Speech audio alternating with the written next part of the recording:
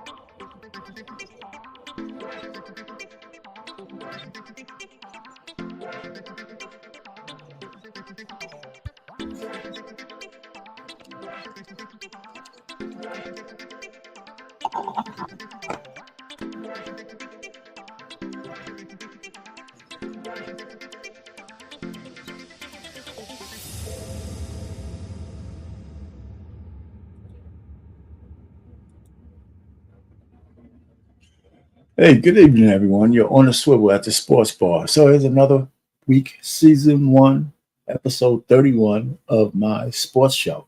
Hey, listen. So anybody who gets in the audience, please like, share, subscribe to my channel. Hey, listen, catch the replay if you don't want to come up. And because I cover a variety of things on the sports channel, I know it's the day before the 4th of July. So a lot of my usual suspects might not come in, but they may pop in. Who knows? But whether they come in or not, we're going to still talk sports tonight, right? So I like this show. I'm gonna keep it, every Wednesday, 7 o'clock Eastern. Hit that notification bell after you subscribe, so you can know to come here live every Wednesday at 7. So, without further ado, let's just get started. Let's just get rolling. I like to put my disclaimer up front. Disclaimer is I'm going to use a lot of videos in here from different content creators and different shows, sports shows. So I want to give them some advanced fair use warning. And I put their links in my description after the show is over so they can get all full credit for their content. And you can go over to their channel and subscribe if you want, or hear the whole long form because I only play like a piece of what they provide. So just something to get our point across, get the conversation started, and those kind of things. So, I like to get, I like to have people up because I like to have some people I can talk to while we go. But I like to get better at just having talk about the sports content by myself too. So there's some merit in order to be able to just talk to the screen and say hello to everybody and listen, like, share, and subscribe to the channel. And I have a lot of content on my channel for marriage, politics, and sports. And it's something for everybody there. The ladies who tell other ladies how to get in line. I have some cooking things in there. I have some political leanings I put in there. Of course, I have all this. If you look at my logo, it tells you all you need to know about my channel. So welcome aboard again to On the Swivel at the Sportsbar. So we're going to get started. Well, of course, you can't talk sports without at least touching on football for a second, right? And so, we're in the off season, but there's always something to talk about, right? It just is. So listen, today I just picked out just a small little story so I could say, hey, whether you agree or not, if I had some people up here, we would, do a little Q&A to see who they think are the 4 most underrated quarterbacks in the NFL. I'm going to stop sharing here and I'm going to go over there and we're going to just kind of go through it. All right. Let's see who we got here. Mm-hmm.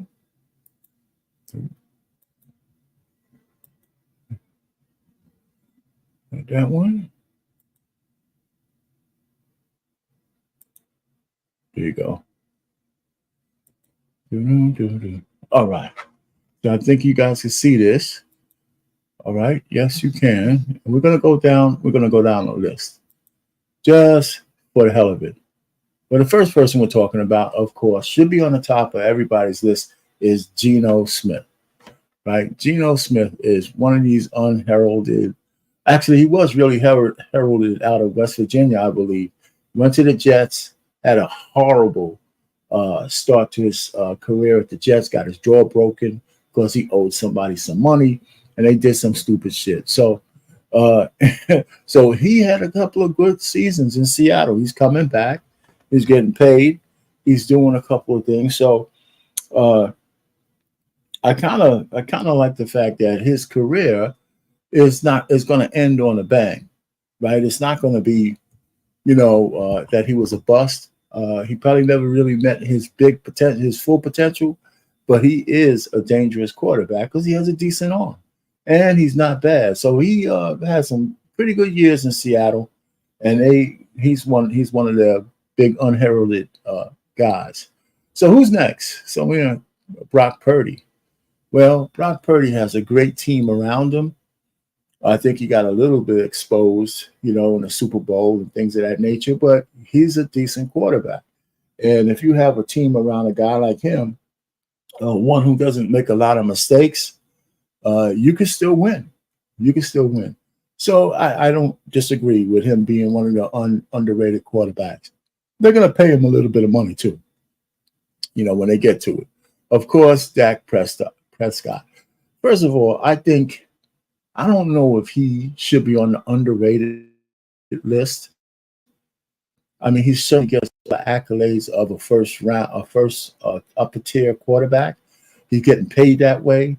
They treat him that way, and it seems more like he never meets expectations, as opposed that he's unheralded and he's playing better than he should. Right. So I don't know if he belongs on this list. If you ask me, I think somebody else should be on this list besides Dak, right? Because his expectations have always been high. And it doesn't seem that when the crunch time comes, it doesn't seem like he meets them. That's my opinion. You could have yours. And then, of course, Jacoby Brissett. He's every man's quarterback, right? He's a perennial backup, but he can start if you need him, but you're not going to win it all with him, right? So if he's a bridge, if you got a nice hot rookie coming in, but you think he needs a year of seasoning, Jacoby's your guy. If you got a first-round top-flight quarterback and he gets hurt and you got Jacoby on your team, Jacoby's your guy. He can carry a game or two and win you a game or two waiting for the other guy to come back. But if you have to rely on him the whole season through, we're going to see, though, in New England. I mean, he's had some chances before, but we're going to see some. No Belichick, a whole new rebuilding team. I think he's going to have a tough time up in New England this particular season. So that's just my thoughts on Jacoby. Those are the four. What's your four? If you have four, let me know. Put it in the chat, put it in the comments, and, you can do that on replay. All right, so we're going to go back, and we're going to continue moving the show along. So now we know about the unheralded quarterbacks. What else is on it? Well, that's all I have for football today. So we're going to go to the NBA, National Basketball Association. We're on the off season, and there's still some things going on, some big buzz in the NBA, So here goes. First, we're going to say a little bit of Stephen A., of course, on Bronny being drafted in the second round, the 55th pick of the Los Angeles Lakers. I'm going to play around 3 or 4 minutes of this fair use of Stephen A. saying his piece. There's so many other people who chimed in on this. Who is this? Trey Ferg? How you doing, man? Let me bring you up, man. How you doing, Trey? Ferg. What's up, brother? How you doing, man? All right, man. How you doing out there? All right, man. How you? Can you hear me? Yeah, I can hear you, brother. Can you hear me? Yeah, I got you. Okay. We're talking about Bronny James. You came up right on time. Right on time. So I'm gonna let Stephen A go ahead and do it. Then I have a couple of questions. I'm gonna play 3 minutes or so with Stephen A. And then I see you got a new a new logo. Look at mine. I got a new one too. There you go. I'm gonna have to look at it. I'm on my phone, so I'm gonna look at it on my computer, check it out. Yeah, that's okay. Cool. All right, so we're gonna get started with that right now. Can you hear Stephen A? Yesterday, the Los Angeles Lakers selected Yes, bro. the son of LeBron James with the 55th overall pick in the second round. LeBron and his son now officially have the opportunity to be the first father-son duo to play in the NBA at the same time and for the same team. Reaction to this story has been very mixed, to say the least, and many out there are claiming nepotism is the only reason Bronny is now a Laker. I had a lot to say, but before I show you something that I said earlier today, let me say this. Bronny James, thank God he's in this position. If y'all remember, he had cardiac arrest last year while on the campus of USC. We didn't know what his status was. We didn't know what his health was like. We didn't know whether or not he'd ever be able to play basketball again. And I remember when we first heard it, we didn't know if he was going to survive. So for him, a year later, to be in this position, after being hospitalized, after being prohibited from playing basketball until last January, I don't give a damn about him averaging less than 5 points. I don't care about his numbers or anything like that. You heard about his athleticism. You heard about his defensive prowess. You heard about the potential that he may have. We're not blind, however. We recognize the fact that if he were not LeBron James' son, in all likelihood, he would not have even been drafted. If he were not LeBron James' son, he damn sure would not have been drafted by the Los Angeles Lakers. If he were not LeBron James' son, he would not be in this position. So we can't be oblivious or turn a blind eye and a deaf ear to the fact that the opportunity that he received is an opportunity practically no one gets a chance at. There are his numbers: 4.8 points, 36.6% shooting, 2.8 rebounds, 2.1 assists, 19.4 minutes a game. Those are not numbers that get you drafted. So there was questions as to whether or not he deserved to be a McDonald's All-American compared to some other noteworthy individuals who felt that they were more deserving. There's questions about his career at USC because he didn't play there long enough and what he could have done against collegiate competition, let alone NBA competition. And now there are questions as to whether or not he'll ever make a Lakers roster, and certainly whether or not he deserves to. That scrutiny is valid. It's understandable. And he's got a lot to prove. I'm rooting for him. But the one thing I don't want to hear a damn thing about is nepotism. My friend, my partner, Adrian Wojnarowski on NBA Countdown spoke about it yesterday, saying he didn't want to hear it either because we both know, covering the NBA for years, executives, owners, coaches, nepotism has been going on in the National Basketball Association for ages. Nobody said anything about it before. We damn sure don't want to hear about it now. And I piggybacked off of my teammate yesterday by elaborating on that extensively this morning on First Take. Take a look to what I have to say because I only want to say it once. Here you go. We're going to stop it there. You know what you think? First of all, I don't think this is true nepotism anyway because LeBron doesn't own the team. I think it's a form of nepotism. It's favoritism to placate your star, but it's not pure nepotism, right? At least I don't think so, based on the name of the. But what do you think, Trey? I look at it. Okay, first of all, looking at it from a coach's point of view and a father whose son is good at sports. Okay. Now, call it what you may, it's no different than you owning a team and you put your son in a position to run the team just because he's your son. That's right. Whether he's qualified or not, it's happening. See, to me, and it's it's good conversation. It's good to bring awareness, but what we have is poor man's conversations about these topics. Okay. Because the reason why I say it is because for us, it's a conversation piece. For those that are running the teams, They know exactly what they're doing, and LeBron's, okay, yes, his name, and I agree with you, it's a form of nepotism. His name, his father's proven lineage, his father's proven record has put him in that position to get drafted.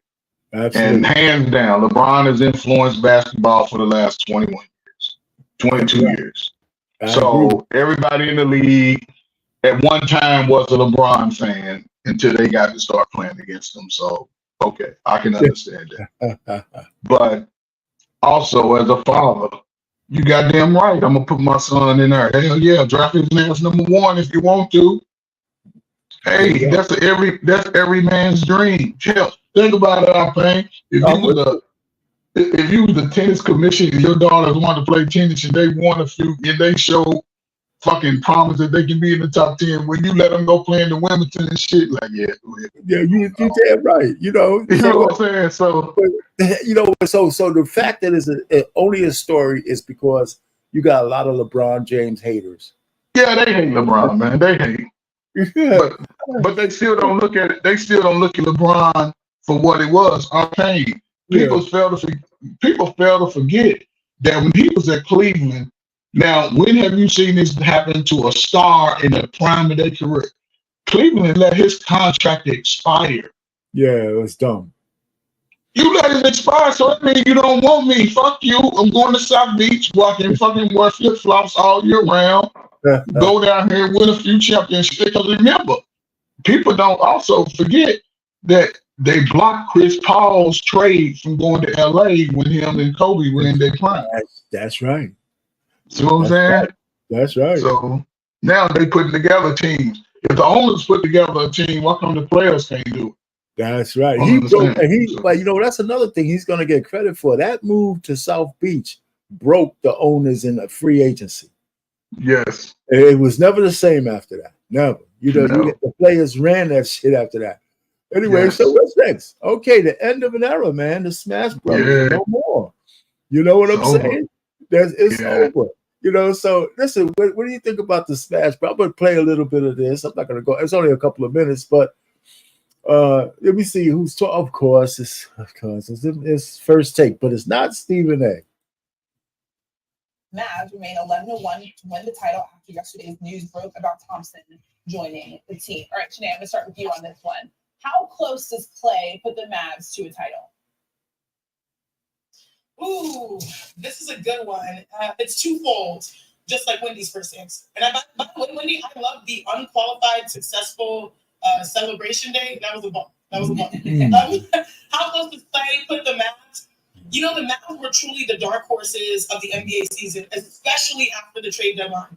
And dark horses are very fitting for Texas, the Texas team. Now, getting Klay Thompson is a step closer to true contention for them. And I'm talking about big contention, getting back to the NBA Finals. Because if there were two major criticisms that the Mavs had during the NBA Finals, it would be how would the most dominant player in the NBA fare against the most dominant team?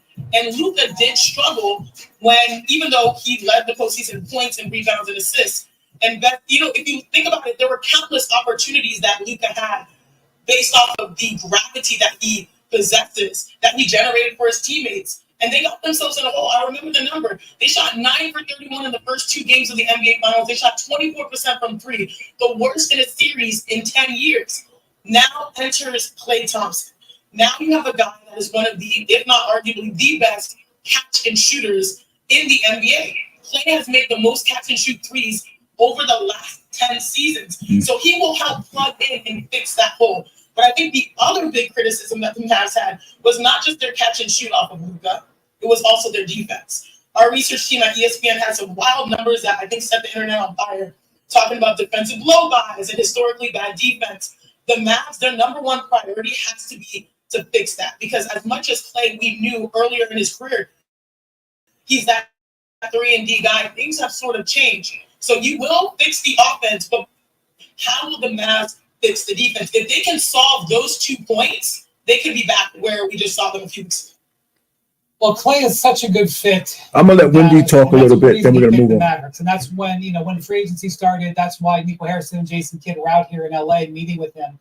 because they wanted to show him what he already knew. Klay knew he was going to leave the Warriors for months. It was not a surprise to anybody there. And so he spent the spring shopping for a new team. He was watching the way the Mavericks were playing. He saw the Mavericks missing all of those threes in the finals, and he obviously saw he'd be a perfect fit there. So I'm not surprised the fit. The thing about it is, when you look at different situations with different teams, what Klay was doing for the Warriors last year may not have been the type of thing that the Warriors needed, but it is exactly what the Mavericks need. It's not just because he's a perfect fit for the Mavericks doesn't make him a perfect fit for the Warriors, especially if he had wanted a salary that was much, much higher than this. This salary, this role, this team, this time really does make sense, because what you saw them need, as Janae was talking about, is exactly what Klay can provide.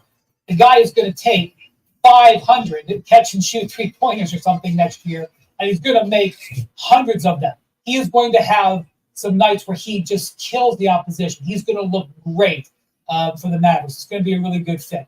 The reason you just want to see a little bit more, first off, when it comes to the whole West, it's a very competitive situation. It's not a commentary on the Mavericks. It's just, look how good these top teams are. Look how good the Timberwolves are. Look how good the Nuggets are. The Oklahoma City Thunder have had the best offseason in the Western Conference. They've absolutely smashed it out of the park, and they are only going to get better. The thing that you look at this transaction and you worry about a little bit if you're Dallas,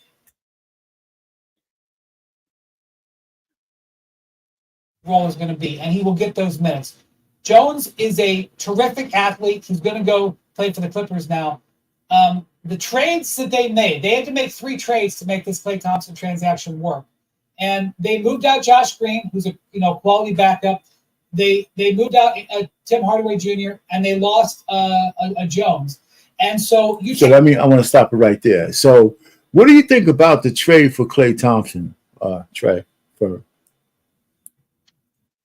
you hear me out, Payne?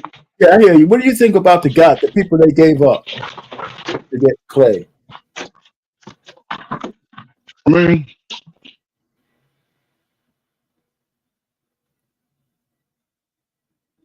oh yeah, I don't know if you're talking or not. I can't hear you.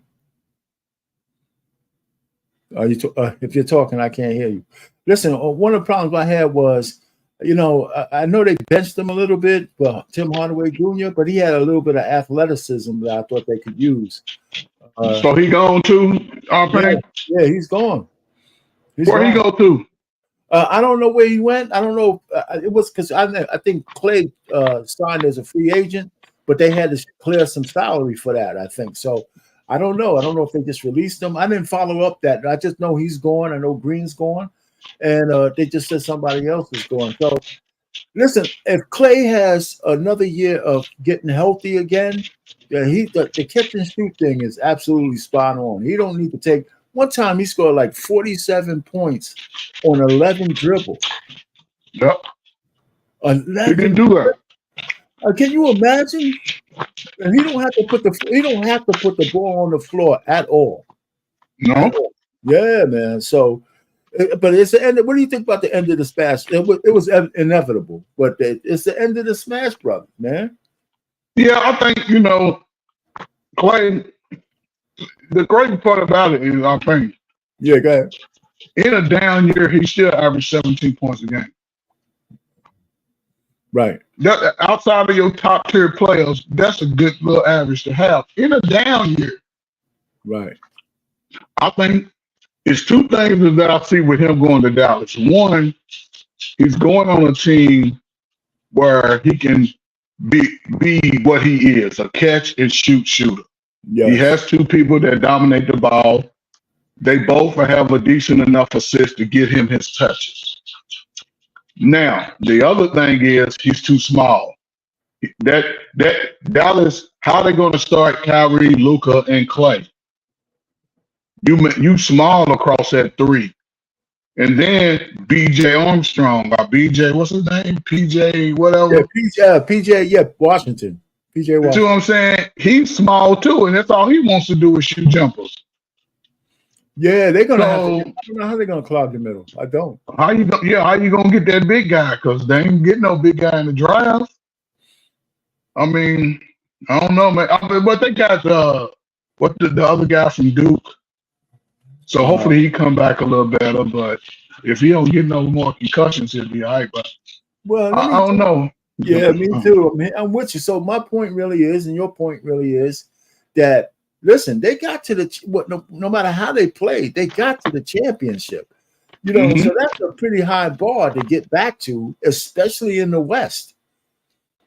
You know, so we'll see. Should be interesting. You know, but I think he's going to have a great season. All right. Yeah, if he comes back in rare form, yeah. Jason Tatum gets paid. Is he worth it? $314 million over 5 years. According to Boston, he's worth it. Well, my title says, the Boston Celtics reward Jason Tatum. And you know what? I agree with that. I just put the question out there as rhetorical. Of course, if you pay that kind of money, he should get that. Yeah, and the crazy part about it, between him and Brown, man, they got over $500 million tied up. Woo! But you know what? That tells you Boston's probably pulling in like $2 million in profit, $2 billion in profit. Right? Yeah, So they get big money.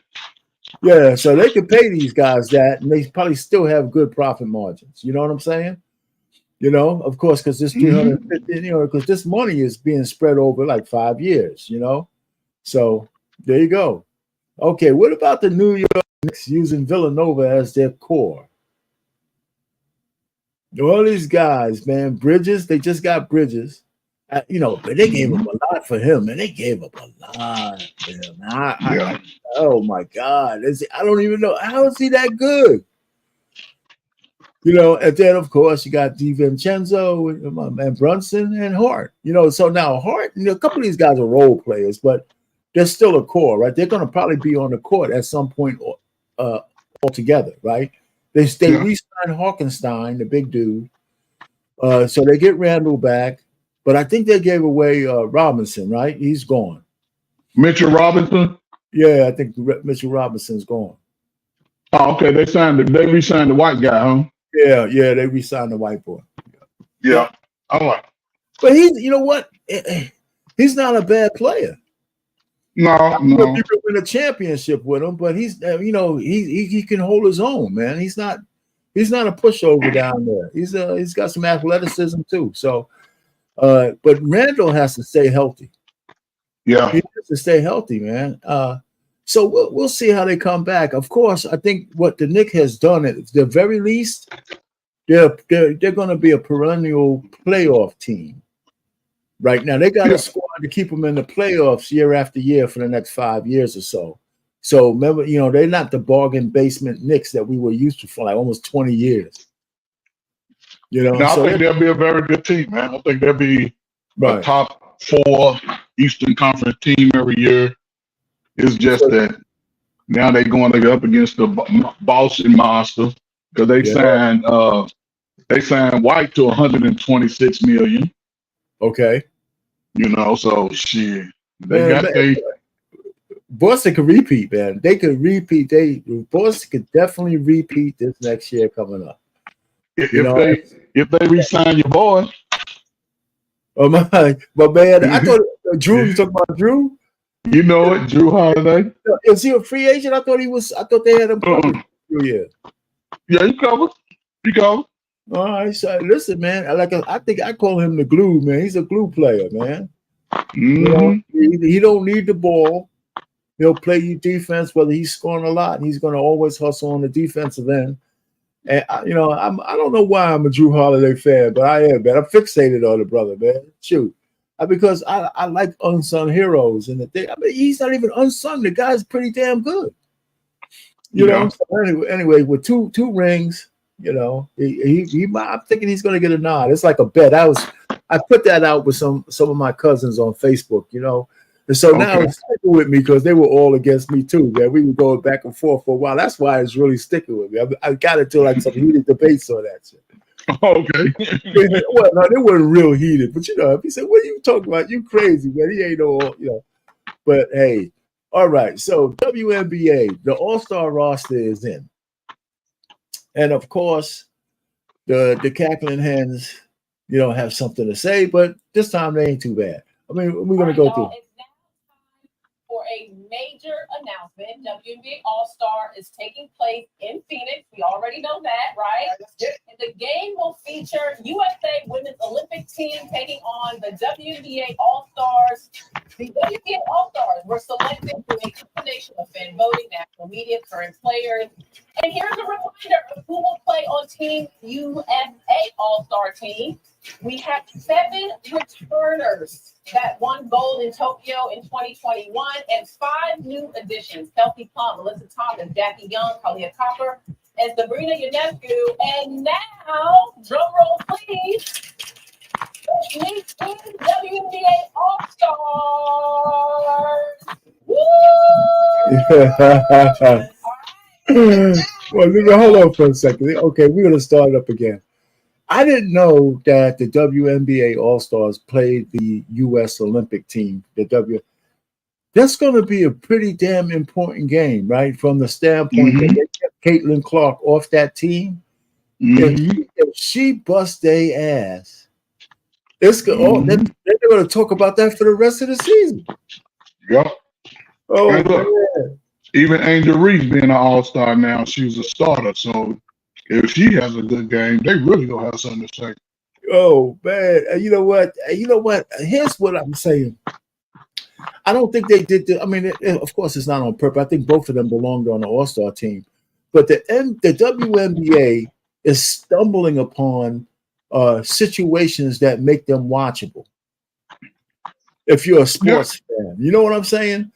Some of the shit, just because the matchup, the intrigue about her being left off, Caitlin being left off the Olympic team, but now they're going to play in an All-Star game. Oh man, I better have to watch that. I don't think I ever watched the WNBA All-Star team. Have you?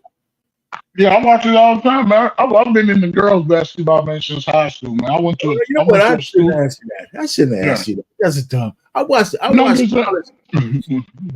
college girls basketball, but I never really got into the WNBA. But I'm more into it now than I ever. I used to love it back when they first started, man, with Cynthia Cooper and Cheryl Swoops and Tina Thompson. Yeah. Oh man, I was a WNBA connoisseur, man, and I liked it because the high school I went to, the girls went to the state tournament championship every year, so I just been into it ever since. Well, you know what? Yeah. But the reason I said it was dumb, man, it was me. I thought I was dumb asking you that question. I don't think this is sports. You know why? So you know what I'm saying? I said, wait a minute. Why am I asking him that? He's probably gonna say, "Yeah, I'm into it." If I catch it, man, I might watch a few. Baseball, I watch. The big team games, LA and the Yankees. Basketball, I watch whoever's playing. WNBA, like I watched the game. I think it was somebody playing last night. I got that on. So I'm the sports guy, man. I watch bowling and all that old crazy shit. Yeah, man. Let me. I'm gonna go ahead and play this, man. I know we're running out of time. What do you think of this roster? The first thing that jumps out to me is Clark and Angel Reese are going to be on the same team. That is really awesome. I love that. What about you? So that's all we need to know. So they're gonna have to. Well, they're gonna be on the same team, but how often they're gonna be on the court together? That's what I want to know. Oh, they're gonna probably start. They starting. Okay, they're starting together. Okay. Yeah, they starting. So that's now, Angel Reese says that Angel Reese has set a record with double doubles. Oh, of course. Yeah. Well, you know what? It's going to come down to the wire for them. Who's going to be Rookie of the Year? Mm-hmm. It's not Caitlin. It's not a shoo-in that she's going to win it. Oh no, not with Angel playing the way she's playing. That's what I'm saying. So the intrigue is there, man. It's there. So here's the standings. Man, the Liberty is pretty good. Suns are pretty good. So they got some decent teams in there. So how many teams make the playoffs in the WNBA? 6, 8, or what? I think it's the 8. Top 8. I think. I'm not sure, man. I ain't gonna lie. I don't know either, but I know it's got to be more than the top 4. So it's got to be probably the top 8, probably. So that's something to look forward to. Hey, so there you go, man. On the swivel at the Sportsbar, breaking new ground. We're going to talk a little Big 3. So nobody talks Big 3, but if you want to know Big 3, here you are. You got to come see my sports show. Anyway, so listen, I didn't know it's doing pretty well. They air it on X, Twitter, CBS, and Peacock Network, I believe. So you could catch games if you really want to watch it. Now, there's some things, it's that you could tell the league is in its 12 teams, right? And one of the things I want to show, I'm gonna stop sharing and do this. We're gonna look at Big Three schedule, Big Three rosters. Okay. All right. So here's the rosters on the Big Three, right? So we got the teams, but here's something. Can you see? Oh, you're not looking, right? You can't see this stuff. I can see it. All right. So you got the aliens, Mahorn, right? And a lot of familiar names. Millsap, he's probably got, I don't know if that's his brother or his son. Look like Millsap got his whole family on this team, nepotism right there. Look at the nepotism. Yeah, that's nepotism, right? Rick Barry, listen, man, this is real support for what Ice Cube is doing. Gary Payton as a coach, Nick Young, crazy ass Nick Young, he needed a job. Probably spent all his money, so he needed to do something. George Gervin has a team. All right. Charles Oakley is the coach of a team. Yep. Nancy Lieberman breaking the ice, that. And Royce White.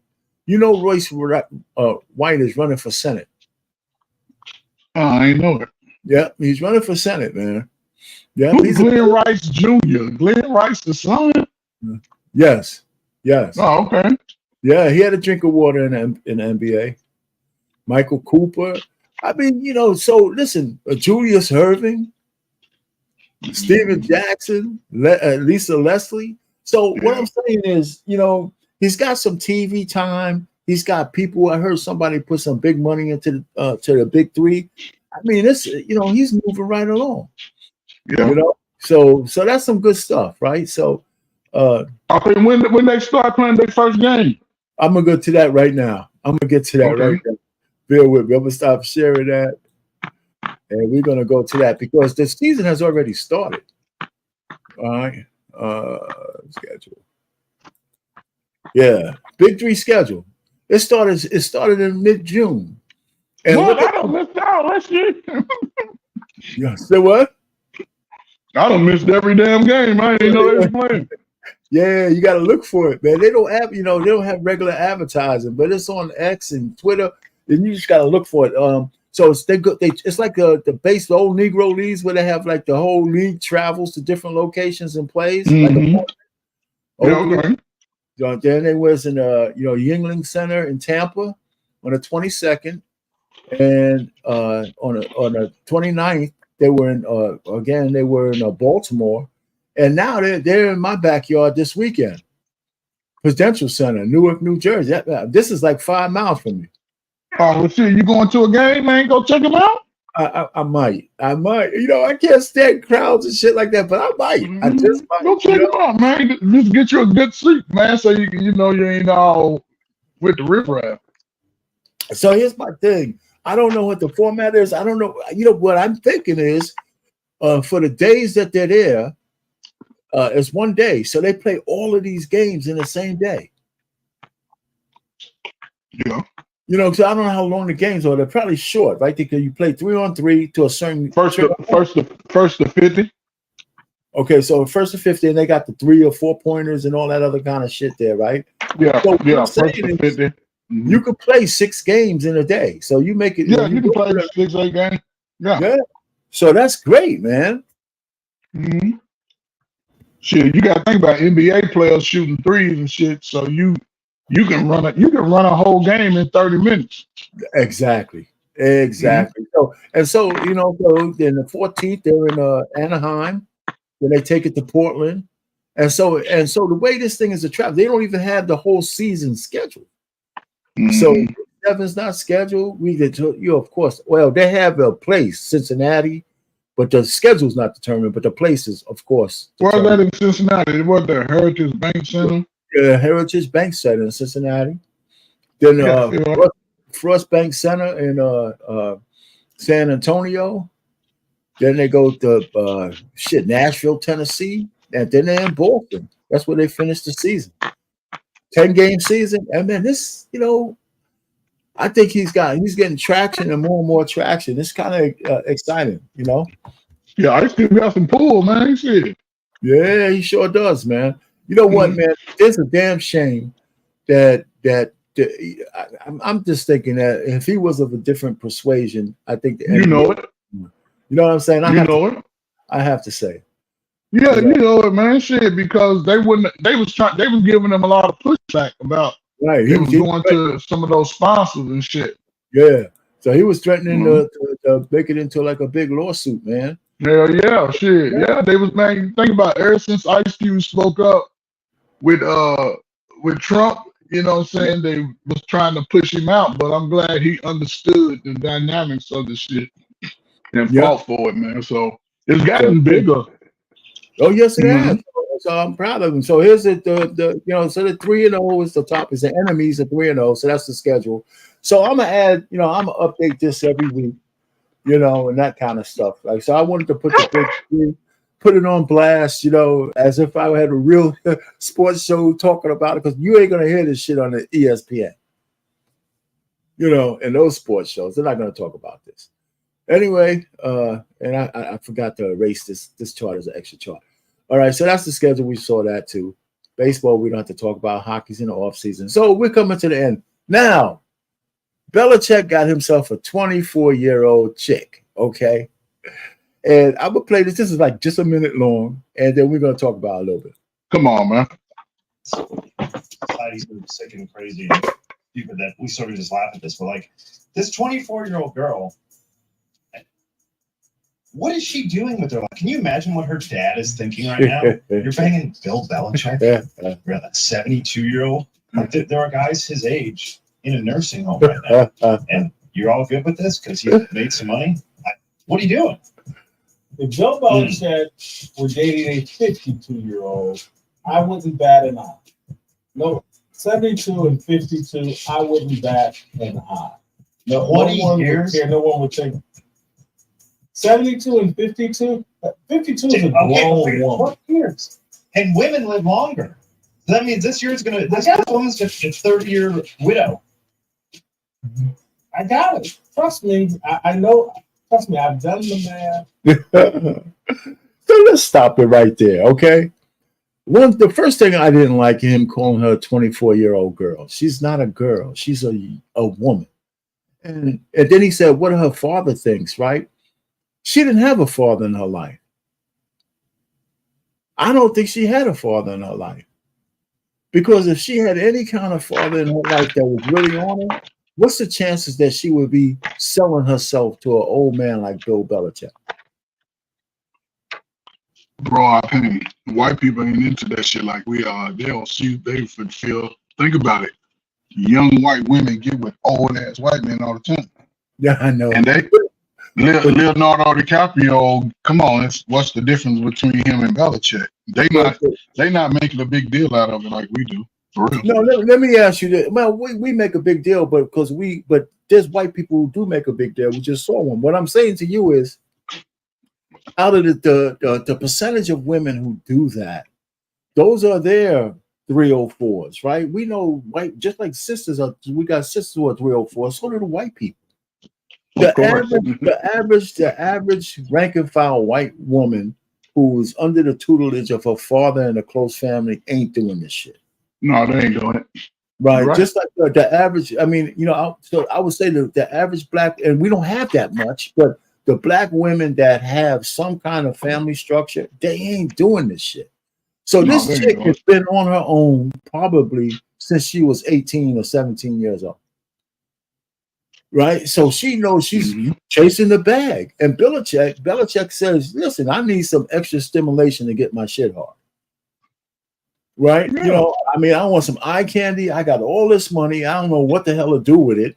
I might as well do it on my own guilty pleasure. Our pain, hold up. So Bill Belichick is divorced? Yeah, he hasn't. I don't know. He hasn't been married for a while. Bill Belichick, shit. 2 years ago, I could have sworn he was still married. Oh man, I missed that shit. He ain't married now. I can tell you that. He's not married now. Oh shit, man. Oh man, he was talking about how his wife. They interviewed. I remember him. And his wife being interviewed, talking about how she support her husband and shit. Well, he can't. Well, first of all, the fact that they didn't mention that he was married, I know he's not married now. Yeah, man, that's wild. But so let me ask you a question. Listen, to me, of course, is untoward and all that, but I'm not going to make a big deal of consenting adults doing some shit like this. No, right? You can't. You just can't, and we got to stop calling women. This is what I can't stand about men. We are so quick to take agency away from women for their stupid goddamn things that they do. That lady is 24 years old. She knows what she's doing. Exactly what she's doing. She absolutely knows what she's doing. She probably is repulsed as hell, this old fat man, but he's got the bag and he's probably giving her everything she wants. Hell and, yeah. And she might have to perform some kind of crazy kinky ass duty that she was doing for dudes with chicken dinners and shit and nothing in return. So you know what I'm saying? And so now I got a chance to get some really for the shit I do for free. Are you kidding? You can't, listen, stop it. Everybody just stop. I paid. Listen, look, listen, man. Okay, hell, I'm sure, like you said, she's getting a nice, hefty little kickback. Automatically. I'm sure. And the fact that she is a certified legitimate adult. And you know, and I've seen this throughout white people history. That's acceptable in the culture. That's acceptable. If she's a legal adult, then yeah, it raises eyebrow like, man, why he got that? But those young women know exactly what they're doing with those old men. Absolutely. And the old man knowing they know. I mean, these are arguments that we argue about. These are conversations that we argue about. Like, man, he shouldn't have got that little young woman. But she's an adult and she's going for the bag. See, that's when you pay to play. See what I'm saying? He understands, like, I don't pay for this little young thing because I don't want no woman same age as my wife. I want somebody to go get me excited, like I can go back out on the football field. You know what I'm saying? I can get back out on the football field. Hell yeah, shit, come on over here for this little 200,000, girl. Come on over here. She's taking care of probably for a good part of her life. This is the last trick she got to do. There you go. And she probably got somebody banging it out on the side that somewhere. So anyway, man, this is my last chart. Ever heard of this guy, Ben the Surgeon Whitaker? He's from I've seen him, man. He got an awkward little style. He plays too much, and all you want to do is knock his ass out. Yeah, but he's not bad, man. We can talk over this one just a little bit. Maybe I should take the sound off. But listen, I mean, the guy. So I like these moves, but when he starts playing. He starts doing crazy stuff. He's from the Olympics. Yeah, there you go. So he reminds people of Prince Nassim. Oh, look at that body shot. You ever saw Prince Nassim, right? He used to do those antics, but every time he gets hit, he get knocked out.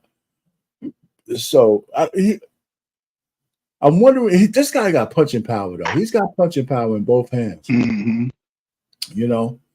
So that's the thing. He's quick. He got punching power. The rising star of world boxing. Pack your popcorn. Here we go. Ooh.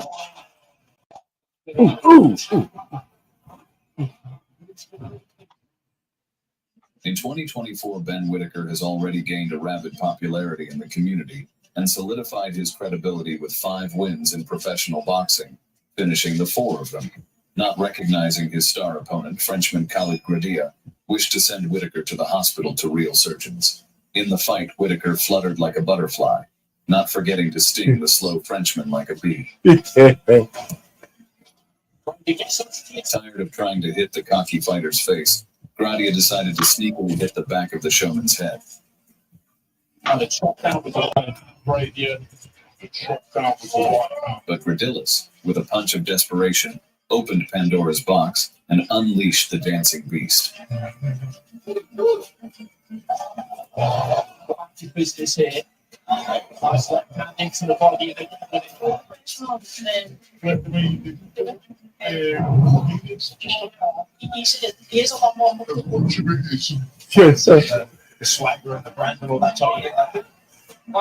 With his sneaky punch, Gradia like Prometheus lit a fire in Whitaker's eyes and paid for it with his liver. Yeah, he going down. He going down on that one.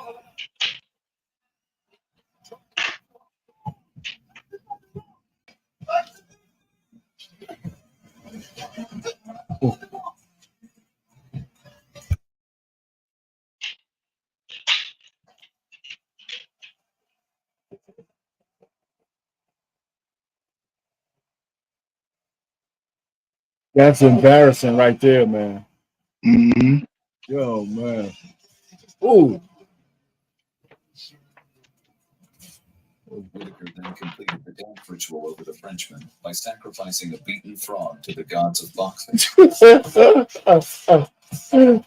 Your announcers killing me. They sacrifice Ben it. Whitaker had his recent fight with fellow countryman Leon Willings, and both fighters wanted to show who is the king of the ring, as there is only... So, have you ever seen his full fight?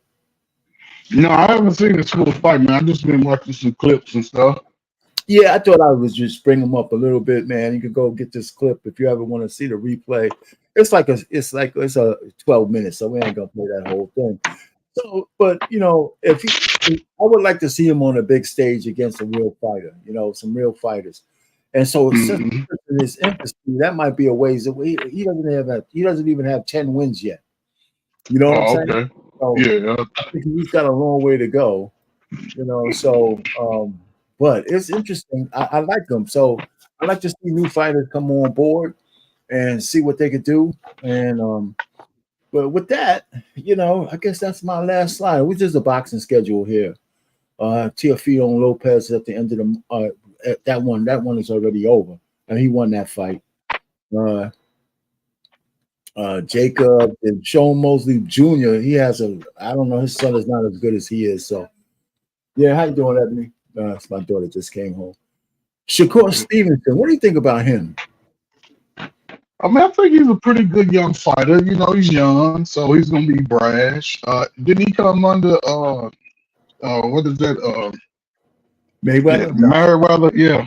Okay, No, I think he's on the outskirts. I don't think he's really under him, but it was some kind of affiliation. I don't think he hits hard enough. Yeah, you know. I don't think not to fool around with Davis. You know, Yeah. so I don't think he hits hard enough. So Davis is going to fight Lomachenko. That's coming up later on.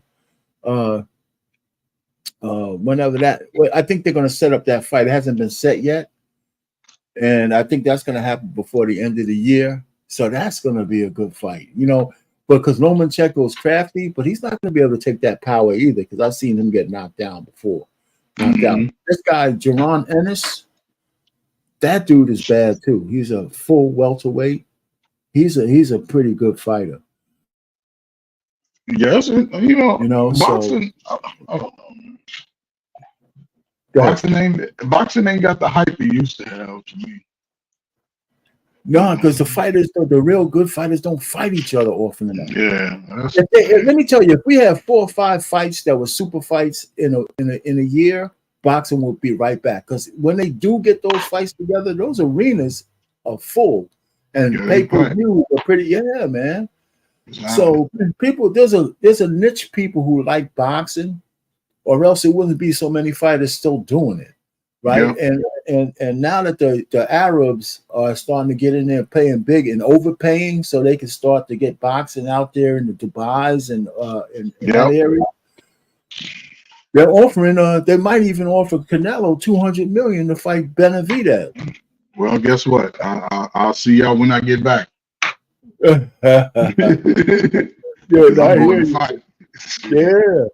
So I mean, the fair use for all those videos I used, and hey man, so that's it, man. I appreciate you coming up, man.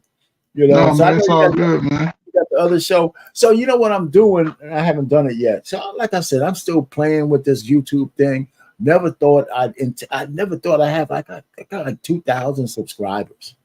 Well, I plan. Listen, man. Listen, it's a marathon. You understand that? You know what I'm saying? It get retired people something to do.